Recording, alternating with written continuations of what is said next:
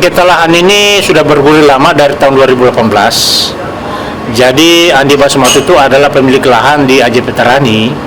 Kemudian bergulir ke pengadilan, terjadi sengketa. Putusan tahun 2018 sampai 2020 itu Andi Basmatu itu dinyatakan sebagai pemilik sah atas tanah yang saya jelaskan tadi.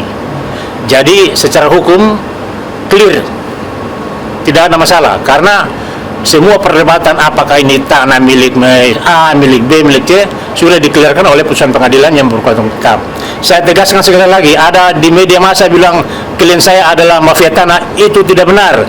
Klien saya adalah pemilik tanah yang asli berdasarkan kekuatan hukum putusan Mahkamah Agung. Kalau luas lahannya di sekitar berapa? 12.000 sekian tadi saya jelaskan, ada yang di persidangan itu. Kalau untuk ini alasannya Pak? Alasan adalah rinci. Rinci itu dalam sistem hukum di Indonesia adalah merupakan hak adat. Hak adat itu memiliki kekuatan yang sama dengan hak milik. Gitu. Kalau Ya. ini kan tergugatnya mengaku dia punya SHM juga, kalau seperti apa? SHM itu di atas alas hak rincik dan sudah dibatalkan karena palsu.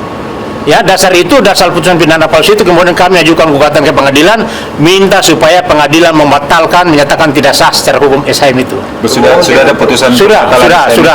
Ada berapa total SHM di atas? SHM itu yang induknya 351, kemudian ada pecahan ke bawah sampai pecahan ketiga, berapa itu Pak Haji? 69, 69, 628, 627, 627, 629, 630, 631. ya itu.